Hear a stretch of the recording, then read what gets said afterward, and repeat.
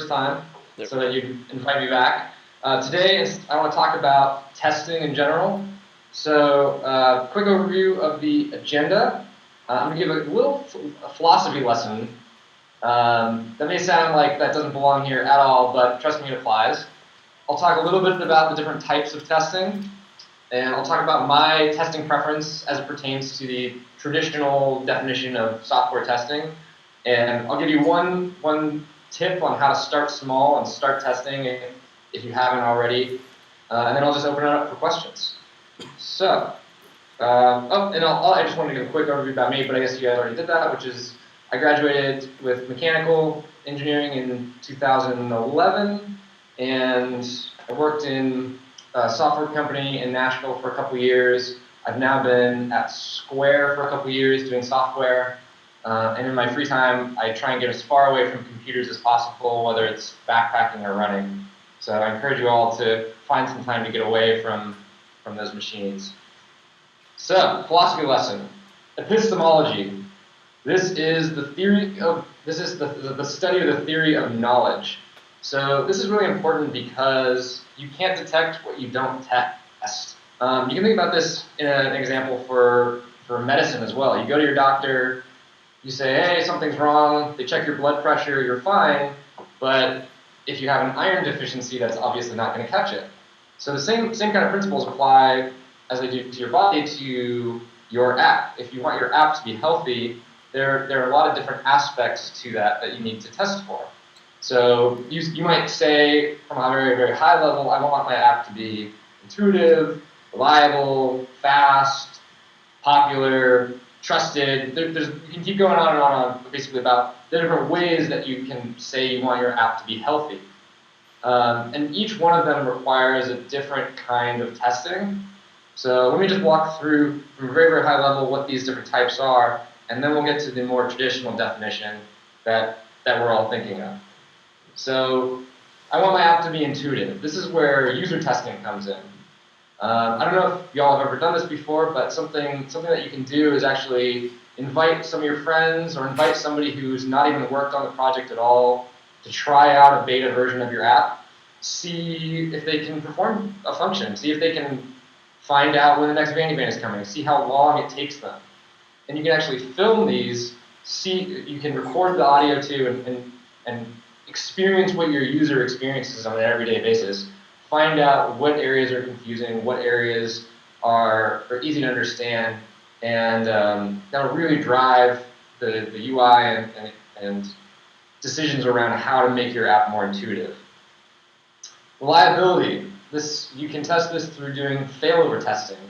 I don't know if anyone's ever heard of Chaos Monkey. This is an internal project that Netflix open sourced. Netflix runs a ton of, I think actually all of their platform up in Amazon Web Services. What Chaos Monkey does is it just goes around and every once in a while kills a host. It basically just goes up to one of the computers running in your data center and shoots it in the head. And you might think that this is a really terrible thing, but it's better that it's doing it at a predictable time rather than when you least expect it. So everyone knows that computers fail, everyone knows that data center can go down, but if you have something that's testing this, you can build up against it. So some of the cool things that Netflix can do is they've separated out how their architecture is for their personalized recommendations versus search versus the actual video playing system. So if someone introduces a bug into the recommendation engine, all of the other parts of the system, because they've been tested in these failover conditions, they know they can still stay up and you can still keep watching your videos. You might just not get personalized recommendations until they fix that bug. So that's where you can work on reliability. Fast. You want your app to be fast. You want it to perform well. And generally, you talk about this from the server-side perspective. That's at least my expertise. And what you can do is load testing. So you can imagine you have, let's say, 100 users a day. The system performs, it gives a response in about 2 seconds. What will happen if you up that to 200 users, 300, 1,000, 10,000? So you don't want to wait around until these conditions happen and then all of a sudden your system fails. Hey, Reed. Just someone popping in for grabbing some supplies. You don't want to wait around to find out that your system can't handle 200 users or 1,000 users. You want to create those conditions yourself artificially, just as you would pretend that many users are on your system. Figure out where the limits are of it. And that way you can know ahead of time where you need to add capacity to your system. I want my app to be popular. Okay, a great tool for that is called A/B testing.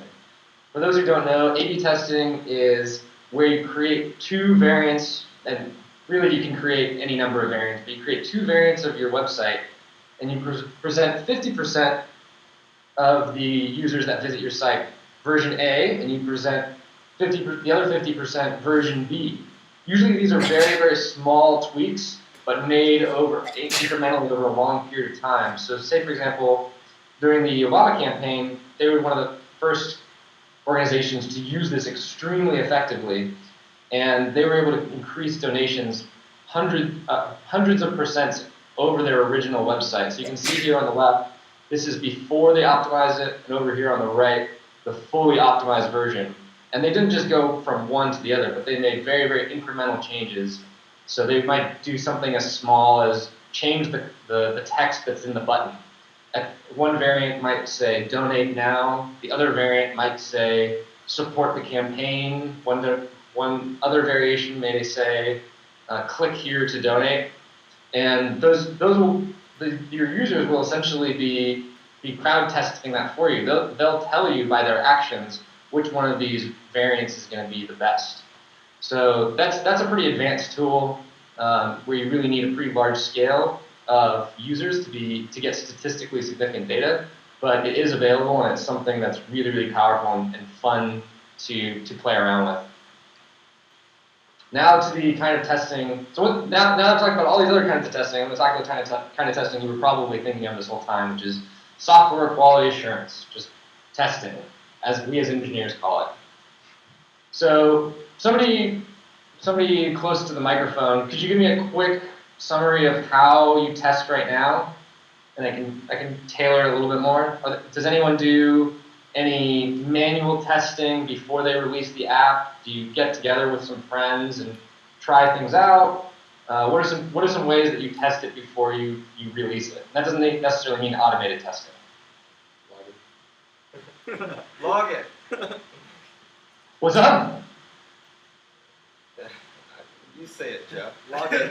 They said logging. Logging. Okay, so you check, you release the app and you look at the logs, or you look at the commits. Basically, we don't do testing. Okay. Well, I'll tell you about that. I suspect you're at least doing a little bit of testing when you're actually writing the code. Otherwise, you would just be flying blind. But you as an individual engineer, I'm sure, are writing some code, then booting up the simulator and clicking on some things. Would that be accurate? Yes. All right. Thank you. So that would be what's considered manual testing.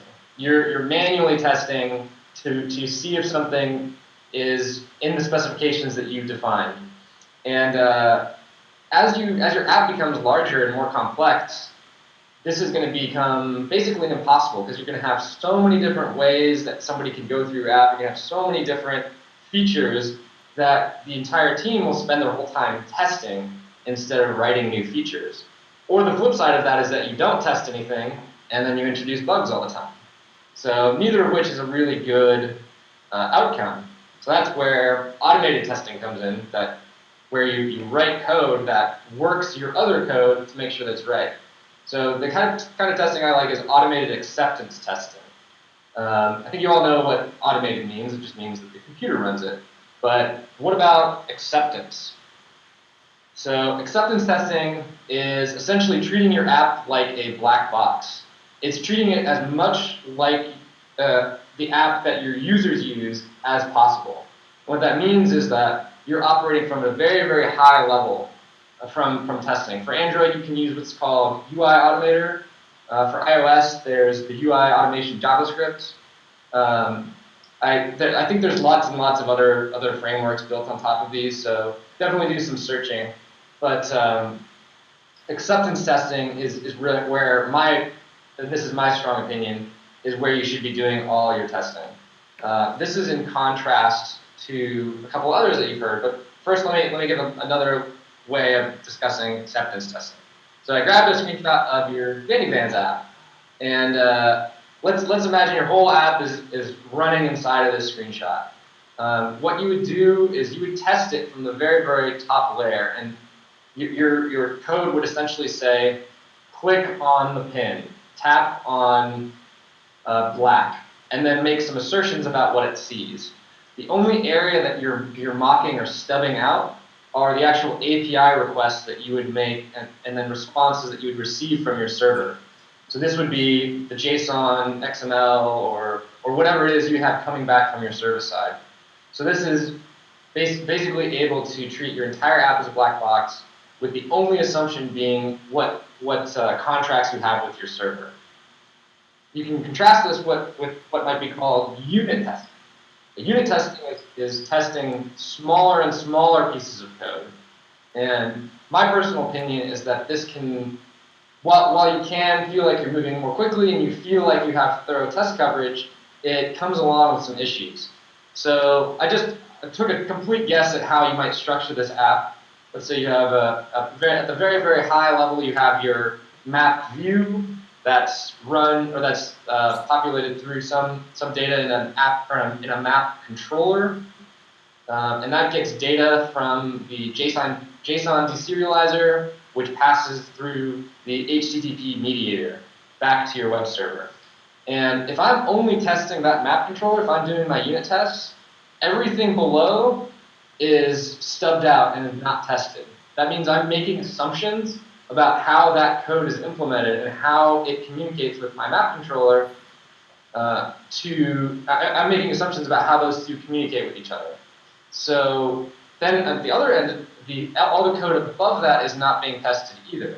You could argue that I'm going to go write unit tests for each chunk of this, but what ends up happening is the interfaces between those two parts of code can change, especially when you have a software team, a whole team of engineers.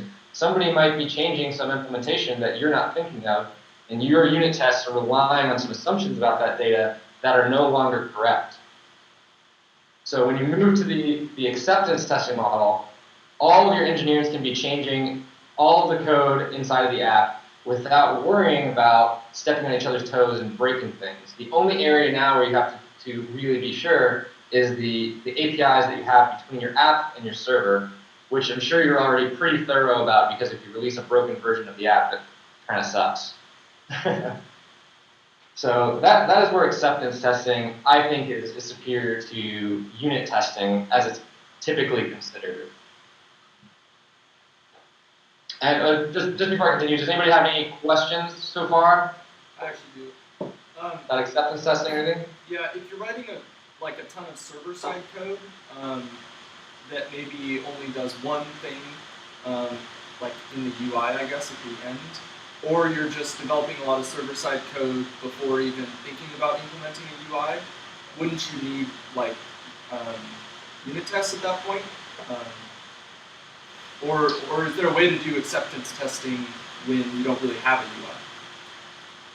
Sure, yeah. I think, so your basic question is, if you're writing the server side first, how are you going to be able to do acceptance testing? Right. Right, yeah. I guess because the API is something that has to be agreed upon so rigidly, I don't worry too much about doing the testing from there. What I can do is I can write, you could consider them almost like server-side acceptance tests that validate the final output of your server code. Okay, cool. Against the contract that you and your app developer or the app team have agreed upon. So you can use the same paradigm where instead of the map view, map controller, deserializer, and all that stuff, you would have some kind of, you would have like a database mediator, and you would have your map controller that looks into the database, and then you have some kind of JSON serializer that outputs code. So you would want to test that at the very, very high level, which is I make a web request and I get back a very, very specific set of JSON. So that's how you can consider a server-side acceptance test. You would definitely want to, and what you can do is when you're also mocking out these APIs, is when you make the real requests, copy that data and use that as your to sub out in your app. So that way there's no confusion about what the APIs are like. You're using real data in the stubbed version of your app. Right. But yeah, it'd be pretty advanced to get both the app and the server doing a full integration test end to end. Yeah. Does that answer your question? Yeah, definitely. Okay, great. So I can conclude with one small recommendation or way to move forward. It can feel relatively daunting to realize that all of your code is untested, and there's no way that you're going to succeed by going back through all of it and adding in tests. So one way you can start doing this is put in place just the basic framework for stubbing your APIs. Copy some of those API responses so that you can have them stubbed out. And when you get a bug report, let's say whatever it is, I press the refresh button and no new data appears when I know there should be. Take that as your opportunity to write your first acceptance test. So read up on the different testing libraries and start by writing your test first. This is what you might be considering test-driven development. You write your acceptance test first that says, when I click the refresh button, it brings in new results. And what you'll find is that you run that test, and obviously it fails. That confirms that your test is finding the bug. That goes back to that epistemology thing where you can't find bugs that you're not looking for. So you make sure that test fails. Then what you do is you write the fix. You write the code that makes it actually bring in new results when you click that refresh button. And what you'll find is then you run the test again, boom, now your test is green. So always think about that notion that you can't know what you're not testing. And if you write your test first and see that it fails, and then you write your code and then it passes, you know your test is working the right code. You know you're testing for an iron deficiency and not just checking the person's blood pressure. So I'd be happy to take any questions, and that's all I have for now.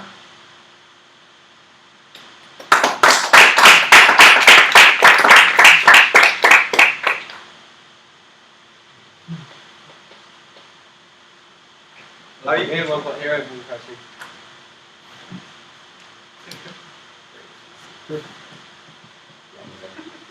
Why did you choose to work at Square? Sure, that's a good question. I think there's a few different reasons. I decided to work at Square because I was blown away by the people that I talked to and that interviewed me, and this has been validated by the past 2 years. I've just learned an incredible amount from the other engineers that work here. I came in not knowing a framework called Ember. I came in not knowing Ruby on Rails. I came in not knowing Ruby at all. I've learned all those. I've learned pretty much all this stuff I know about testing in the last 2 years, and I just continue to learn more and more and more. So that's one of the biggest things that drew me in, was just the caliber of engineer here makes it really exciting to work with them and learn new things. And then the second thing I would say is the feeling of impact that you can have on a different team. So for the number of engineers we have, every team is broken down into a smaller group, and that means that you own a specific product, and you're not working with hundreds and hundreds of other people. But let's say there's 4 or 5 of us working on my team, for example. on our specific project. So that means that when I ship something, I'm not feeling just like a cog in a machine, but I really have ownership of it. So those are the two biggest things that made me choose Square. Thank you. Yeah, of course. I have a question. What library do you use for testing? Are you writing Ruby on Rails code? I am, yes. What library do you use for testing, and do you recommend it? And what do you like about it? Sure. Pretty much the main library that everyone uses for testing with Ruby is RSpec. It takes a little bit of getting used to. It uses what's called it's BDD, or behavior-driven development, or behavior-driven design, where let me just pull up a little bit of code here.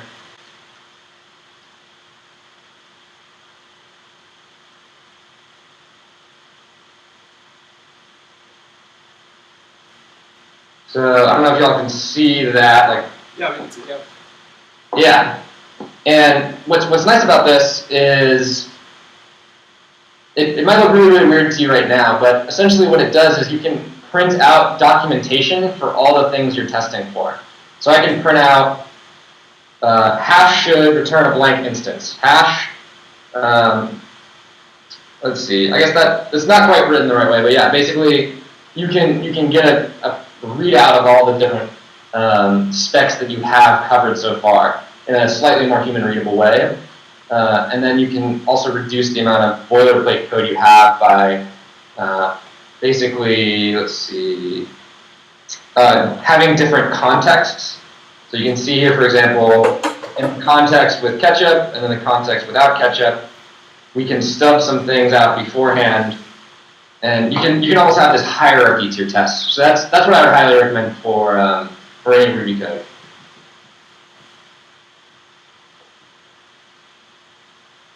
I have a question. So with acceptance testing, it seems like that you don't have as many smaller tests such as unit tests and like medium-sized tests. How do you ensure that you still have ample coverage with your tests? Sure, I think I don't want to make you think that unit tests are terrible or that you shouldn't write any of them. I think they still are valuable, but they're more valuable to the engineer as they're writing their code than they are to future engineers reviewing things or fixing things. Okay. That would be the way that I would phrase it. I would, in terms of ensuring correctness, acceptance tests to me, and this is my preference, other people will disagree with me, acceptance tests are the way to go. And then to ensure that you actually have enough coverage, there's no good objective way to know. There are some tools that will attempt to calculate test coverage. That well, actually, yeah, those are pretty nifty. They essentially hook into your app when you're running your tests, and will find out which methods you called and which methods you didn't call. Okay. But there is a fair bit of intuition that you need to build into it in terms of looking at the different features that you have and walking down all the different paths that your user can go. Does that make sense? Yeah. I had a question. It's about the life cycle of A/B testing. So typically, how long does it take to compile enough data before you can make a definite assertion about which rendering of your product is more successful? Sure, it really varies. So Google, for example, can run a test in a minute or less and have enough data that's statistically significant. Just an enormous amount of the web traffic. There are a lot of A/B test calculators out there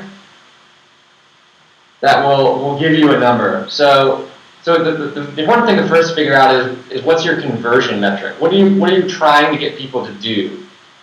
Are you trying to get them to give them your email address, or give you their email address? Are you trying to get them to use a new part of the app? Or are you trying to get them to log in? So yeah, that's what you have to figure out when you mean conversion. So that's what this baseline conversion rate means. And then you can basically find out, you can leave that number the same, and then you can find out how many people or how many sessions you need per variant. So in this case, if I had test A and test B, I would need about 20,000 sessions or users to have a statistically significant value. Does that answer your question? Yeah, thank you. Yeah, sure.